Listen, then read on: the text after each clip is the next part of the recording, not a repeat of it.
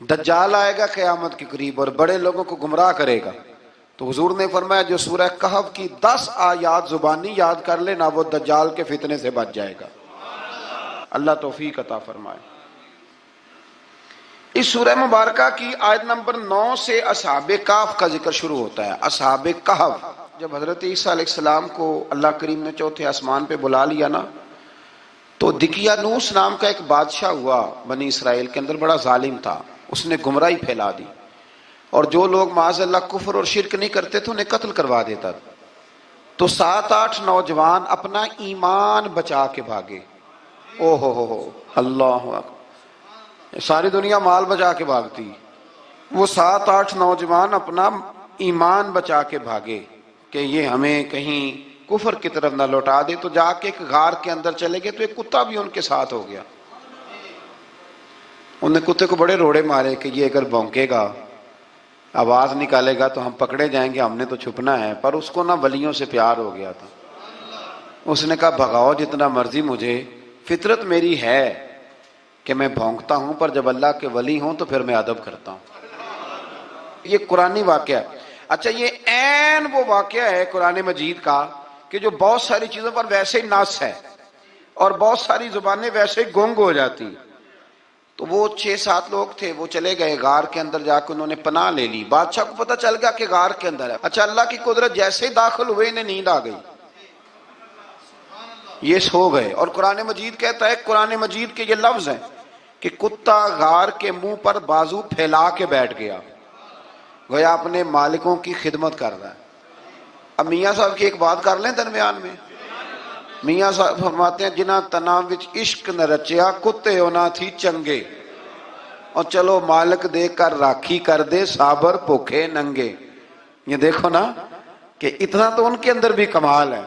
اپنے نا دونوں بازو پھیلا کے، کتا بھی غار پہ بیٹھ گیا. ان کو نیند آ گئی. بادشاہ نے پتہ کرایا کہاں بھاگ کے گئے، تو کہا وہ غار کے اندر ہیں. بادشاہ کہنے لگا کہ ان کی سزا یہ ہے کہ ایک دیوار چن دو غار کے منہ میں، غار کوئی بند کر دو. جس بندے کی ڈیوٹی لگائی نا غار چننے کی، بندہ بڑا نیک تھا، اس کو دیوار بنانے کا ذمہ دیا. اس نے نا دیوار بھی بنائی اور ایک تختی پہ نا سب کے نام لکھے، اور وہ تختی ایک صندوق میں رکھ کے وہاں بند کر دی. اور اسی طرح کی ایک تختی اس کے نیچے لکھا کہ ایک تختی ان کے ناموں کی نا میں مال خزانہ میں بھی بند کر رہا ہوں. اللہ تبارک و تعالیٰ کی قدرت کے بعد مفسرین نے لکھا ہے وہ 100 سال تک سوئے رہے، اور بعض نے لکھا ہے کہ 300 سال تک سوئے رہے. 300 سال کے بعد اس طرح ہوا کہ حکومتیں بدل گئیں. بیدروس نام کا ایک بادشاہ آ گیا، وہ بڑا نیک دل تھا. اس نے ہر طرف حضرت عیسیٰ علیہ السلام کی شریعت کا پھر سے نعرہ بلند کیا. اب نا کچھ لوگ ایسے تھے جو منکر ہو گئے تھے کہ مرنے کے بعد دوبارہ کیسے اٹھیں گے. بادشاہ ایک دن حجرے میں گیا، جا کے دعا مانگی، یا اللہ کوئی ایسی بات دکھا جس سے لوگوں کا ایمان پکا ہو جائے. اس طرح کے بھی بادشاہ ہوا کرتے تھے. تو رب کریم نے کہا میں نے تو پہلے یہ راز چھپا کے رکھا ہوا ہے، کھول دیتے ہیں. اس نے دعا مانگی، اور ادھر کیا معاملہ ہوا، ایک چرواہا بکریاں چرانے والا وہاں سے گزرا. اس نے سوچا یہ دیوار ہے، اگر اس کا منہ کھول لوں نا کبھی تو میری بکریاں یہاں تھوڑا سا دھوپ کے اندر سستا لیا کریں گی. اس چرواہے نے کیا کیا کہ اس نے وہ دیوار گرائی تاکہ میری بکریاں اندر جایا کریں. وہ دیوار گرائی تو اس نے اندر 6-7 لوگ سوئے ہوئے دیکھے، اور کتا بھی سویا ہوا دیکھا. اللہ تبارک و تعالیٰ اپنی قدرت سے، اپنے فضل سے ان کی کروٹیں بھی بدلتا رہا. اپنی قدرت سے ایک طرف انسان پڑا رہے نا تو اعضاء گل جاتے ہیں، ان کی کروٹیں بھی بدلی جاتی، مناسب روشنی بھی دی جاتی، حرارت بھی. اس نے دیوار گرائی تو ان کی آنکھ کھل گئی. ایک دوسرے سے کہنے لگے آج تو بڑی گہری نیند سوئے ہیں یار، آج تو لمبی نیند ہی پوری کر لی. چلو بھوک بڑی لگی ہے، ایک دوست کو بھیجو. یہ سارا واقعہ قرآن مجید میں موجود ہے، میں اپنے لفظوں میں بیان کر رہا ہوں. جاؤ ایک دوست کو بھیجو بازار سے نا کھانا لے آئے. پیسے وہی 300 سال پرانی کرنسی. وہ جب نان بھائی کی دکان پہ گیا نا سامان لینے، اس کو پیسے دیے تو نان بھائی نے ہاتھ پکڑ لیا، کہنے لگا میاں تو کدھر سے آیا، یہ کون سے پیسے؟ اس نے کہا پیسے کاہے کہ میں بھی سوچ رہا ہوں کہ حالات بدلے ہیں، سارے حضرت عیسیٰ کا کلمہ پڑھ رہے ہیں، ماحول اور ہے. اس نے کہا تیرے ہاتھ کوئی خزانہ لگ گیا ہے. یہ تو ہم نام سنتے تھے کہ یہاں کوئی دقیانوس نام کا بادشاہ رہا ہے، کوئی خزانہ، بتا کہاں سے لیے، شور ہوا، حاکم شہر تک خبر پہنچی، بادشاہ تک پہنچی، اس نے بتایا کہ بھئی ہم تو دقیانوس کے ڈر سے بھاگے ہیں، کل بھاگے ہیں یا آج سویرے، اتنا زیادہ ہمیں پتہ نہیں، کل یا آج سویرے بس نا، اتنا سا ہمیں یاد ہے کہ ہم گئے تھے، بہرحال لوگ جمع ہو گئے، اکٹھے ہو گئے، غار تک پہنچے۔ اب جو غار کے اندر تھے وہ پتا کہتے ہیں لگتا ہے ہمارا دوست پکڑا گیا ہے، پکڑا گیا ہے، تو اب بندے جمع ہو گئے، وہ اندر ڈر رہے تھے، تسبیح کر رہے تھے، اللہ کو یاد کر رہے تھے، ادھر یہ پہنچ گیا۔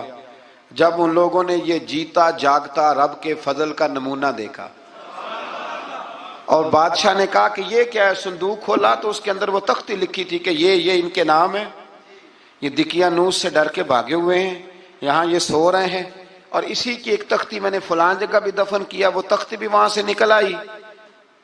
اب سب لوگوں کی آنکھوں میں آنسو آئے اور سب کہنے لگے لا الہ الا اللہ، لا الہ الا اللہ، لا الہ الا اللہ، سب کہنے لگے ان اللہ علی کل شیء قدیر۔ جب ان کی بات پوری ہو گئی، لوگوں کے ایمان پختہ ہو گئے، تو اصحاب کہف کہنے لگے کہ ہمیں اب اجازت ہے، ہم پھر دوبارہ غار میں جاتے ہیں۔ وہ غار میں گئے تو رب نے پھر انہیں موت عطا فرمائی، نیند عطا فرمائی، تحفہ دیا۔ بادشاہ نے پھر اس کے آگے دیوار بنائی اور وہاں بادشاہ نے ایک مسجد تعمیر کرا دی، لوگ زیارت کرنے جاتے۔ یہ اصحاب کہف کا ذکر ہے۔ اب یہاں ہمارے مفسرین نے لکھا ہے کہ وہ جو کتا تھا نا، وہ بھی ساتھ ہی تھا۔ اللہ قیامت والے دن اسے انسانی، یا تو انسانی شکل ملے گی، یا جیسے رب کا فضل ہوگا رب کریم اسے بھی جنت عطا فرمائے گا۔ اس نے تبلیغ کی، دین کی، اس نے کیا کیا؟ تبلیغ کی، نمازیں پڑھی، روزے رکھے، حج کیا، 10 ہوتے صحیح اس کیتا کی۔ اسی آنکھیں نا خدا کے فضل سے ہم پر ہے سایہ غوث اعظم کا، ہمیں دونوں جہاں میں ہے سہارا غوث اعظم کا۔ لوگ پریشان ہو جاتے ہیں، کہتے ہیں کس طرح کی بات کرتے ہو؟ تو میں نے کہا اصل میں تیرا عقیدہ کچا ہے، وہاں تو کتا چلا جائے ولی کے پاس تو رب اسے جنت دے دیتا ہے، تو جھیکتا جاتا مومن جائے تو اللہ کیوں فضل نہیں فرماتا؟